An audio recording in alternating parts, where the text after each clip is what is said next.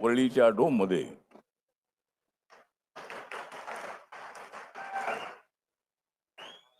मी आज इथे आलेलो आहे वरळीच्या डोम मध्ये, पण मी नाही डोम कावळा. मी नाही डोम कावळा, मी तर आहे छत्रपती शिवाजी महाराज आणि बाबासाहेबांचा मावळा.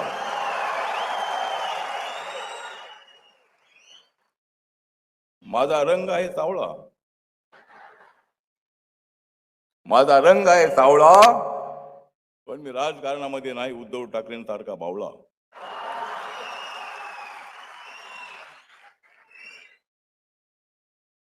मी नाही नाराज. मी जर राहिलो नाराज तर मुंबईमध्ये येईल कसं आपलं राज. म्हणूनच मी आलेलो आहे आज, म्हणूनच मी आलेलो आहे इथे आज, कारण मला चढवायचं आहे महायुतीच्या महापौराच्या डोक्यावर ताज.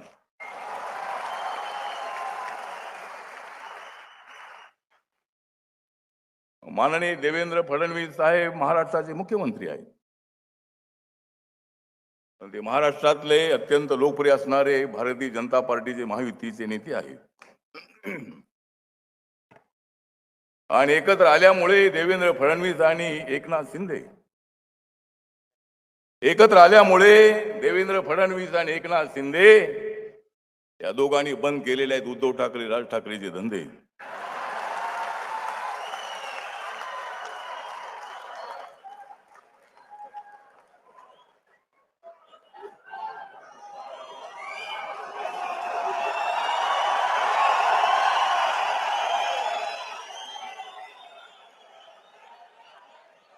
तर आपण सर्वजण अत्यंत उत्साहामध्ये आहोत. 15 तारीख जवळ येत आहे आणि निवडणुकीची तारीख आहे 15. निवडणुकीची तारीख आहे 15 आणि मी सांगतो मुंबईच्या 15. मी सांगतो मुंबईच्या 15. आमची निवडणुकीची तारीख आहे 15. इथं जनसमुदाय जमलेला आहे सारा, ठाकरे बंधूंचे वाजवण्यासाठी 12.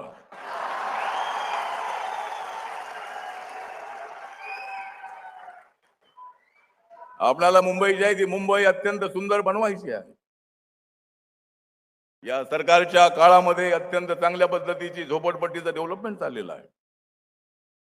गोरगरीब जो समाज आहे तो समाज या मुंबईला उंच करण्यामध्ये, मुंबईला सुंदर करण्यामध्ये या मजुरांचा, या कष्टकऱ्यांचा मोठा हात आहे. त्या लोकांना 300 फुटाचं फुकट घर, जवळजवळ 400 सव्वा 400 फुटाचं का आपलं बिल्डअप एरियाचं घर, अनेक ठिकाणी मोठमोठे प्रोजेक्ट चालू आहेत. आपल्याला माहित आहे की बाबासाहेब आंबेडकरांचं स्मारक चैत्यभूमीमध्ये मोठं होत आहे.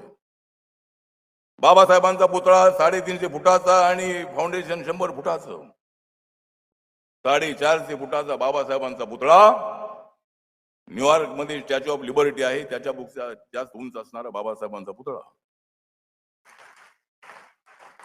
आणि भारतामध्ये सरदार वल्लभभाई पटेल यांचा जगामध्ये सर्वात उंच पुतळा आहे. आणि या देशामध्ये नंबर 2चा उंची असणारा पुतळा बाबासाहेब आंबेडकरांचा आहे.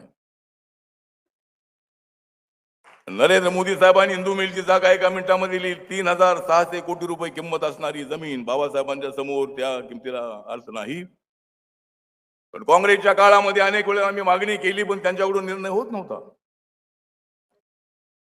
आणि ती जमीन नरेंद्र मोदी साहेब 2014 मध्ये देशाचे प्रधानमंत्री झाल्यानंतर देवेंद्र त्यांना भेटले, मी भेटलो आणि ताबडतोब ऑर्डर निघाली. राम सुतारजी तो पुतळा बनवत आहेत आणि त्यांचं निधन झालेलं आहे, पण त्यांचा मुलगा अनिल सुतार आहे, तो पुतळा बनवतो.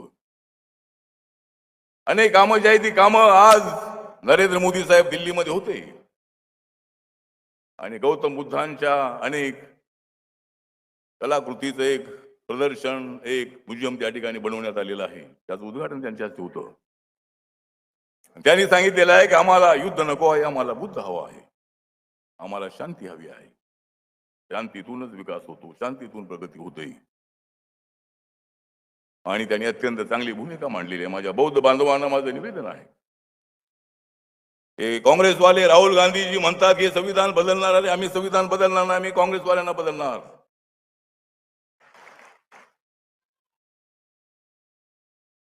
संविधान, ज्या संविधानाला माता टेकून नरेंद्र मोदींनी शपथ घेतलेली आहे, घराघरामध्ये संविधान ही भूमिका त्यांनी मांडलेली आहे. देवेंद्रजींनी, एकनाथरावजींनी ही भूमिका मांडली आणि सगळ्यांच्या घरामध्ये संविधान गेलं पाहिजे अशी भूमिका आपल्या सगळ्यांची आहे. देशाला एक ठेवायचं आपल्याला, आणि माझा पक्ष तुमच्या सोबत आहे. माझ्या कार्यकर्त्यांना नम्र विनंती आहे की राजकारणामध्ये मागे पुढे होतं, पण मागे पुढे जरी झालं तरी मी मागे राहणार नाही, मी पुढे जाणार आहे. आपल्याला पुढे जायचं आहे.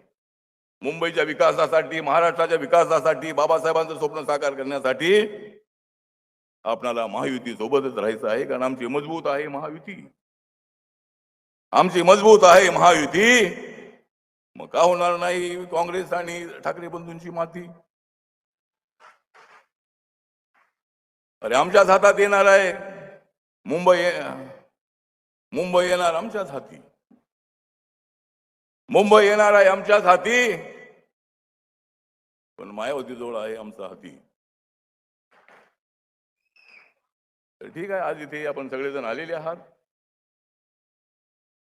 देवेंद्रजी आणि एकनाथरावजी बोलणार आहेत. अनेक ठिकाणी बीजेपी शिवसेना युती झालेली आहे,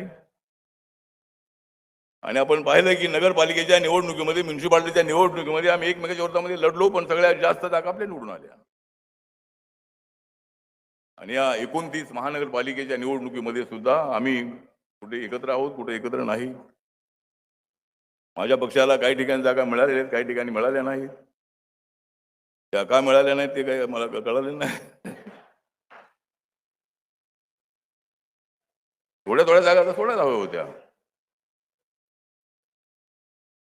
पण ठीक आहे, आपली अडचण होती. त्या अडचणीतून पुढे जायचं आहे. माननीय मुख्यमंत्र्यांसोबत, देवेंद्रजींसोबत माझं बोलणं झालेलं आहे, आणि पुढे आरपीआयचा सन्मान केला जाईल असंही त्यांनी सांगितलेलं आहे. एकनाथरावजींना मी भेटलेलो आहे, आणि मी तुमच्या सोबत आहे. माझा पक्ष तर आपल्या सोबत आहे, आणि मला मंत्री केलेला आहे. मी बाबासाहेबांच्या नंतर रिपब्लिकन पक्षाचा केंद्रामध्ये झालेला मी पहिला मंत्री आहे बाबासाहेबांच्या नंतर. माझ्या पक्षात एक की खासदार नाही, पण महाराष्ट्राच्या बाहेर सगळ्या राज्यामध्ये माझा पक्ष आहे. नागालँडमध्ये माझ्या पक्षाचे 2 आमदार आहेत. मणिपूरमध्ये माझा पक्ष रिकॉग्नाइज आहे. गन्ना किसान सिम्बॉल मला मिळालेला आहे. अजून 2 राज्यामध्ये, छोट्या राज्यात माझा पक्ष रिकॉग्नाइज झाला तर मला देशाच्या पातळीवर नॅशनल पार्टीचा दर्जा मिळेल. आणि म्हणून या ठिकाणी आपण सगळेजण आलेले आहात. माझ्या पक्षाच्या कार्यकर्त्यांवर विनंती आहे, ज्या ज्या ठिकाणी भाजप कमळ आहे आणि शिवसेनेचं धनुष्यबाण आहे, सध्या धनुष्यबाण उद्धव ठाकरेंकडे नाही, ते एकनाथ शिंदेकडे आहे. कारण उद्धवजींना वाटलं होतं की एकनाथ शिंदे लवकर जाणार नाही. ज्यावेळेला ते तिकडे चालले होते गुवाहाटीला, तेवढा उद्धवजींचा त्यांना फोन आला होता की या, परत या, तुम्हाला करतो, मुख्यमंत्री करतो. पण उद्धवजी बनले त्याच वेळेला त्यांना बनवलं असतं तर ते तुमच्यासोबत राहिले असते. पण ठीक आहे, उद्धवजी आणि राज एकत्र आलेले आहेत, पण त्याचा अजिबात फायदा होणार नाही. काँग्रेस आता वेगळी लढती आहे. त्यामुळे मुंबई शहर जे आहे आणि 29 महानगरपालिका सगळ्या आपल्याला जिंकायच्या आहे, आणि मुंबईची महानगरपालिका आमच्यासाठी अत्यंत प्रतिष्ठेची आहे. मुंबईचा महापौर आपला झालाच पाहिजे. मागच्या वेळेला 2012 मध्ये माझा पक्ष तुमच्या सोबत आला, महायुती सोबत आला, युती सोबत आला, त्यावेळेला महायुती झाली. आणि राज ठाकरेंचं मोठं आव्हान असताना सुद्धा भाजप शिवसेनेला आरपीआयच्या पाठिंब्यामुळे इथला महापौर करण्याची संधी मिळाली. आता का मिळणार नाही? मी तुमच्या सोबत आहे, नसतो तर मला माहित नाही. ठीक आहे, आमची मतं कमी मत आहेत, पण मी तुमच्या सोबत आहे. नरेंद्र मोदींच्या विकासाचा अजेंडा माझ्या समोर आहे. मुंबईला त्यांनी भरभरून दिलेला आहे. मुंबईचे सगळे ब्रिज आहेत, मेट्रो आहे, अत्यंत झोपडपट्टीचा विकास आहे. अनेक निर्णय त्यांनी घेतलेले आहेत, भरपूर पैसा त्यांनी दिलेला आहे. आणि आता देवेंद्रजीचं सरकार, एकनाथ शिंदेचं सरकार मुंबईसाठी फार मोठं चांगलं काम करत आहे. त्यामुळे मी तुमच्या सोबत आहे. तुम आगे बढ़ो, मैं तुम्हारे साथ हूं. जय भीम, जय भारत, जय महाराष्ट्र.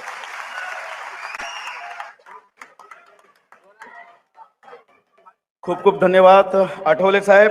आता एक आगळा वेगळा असा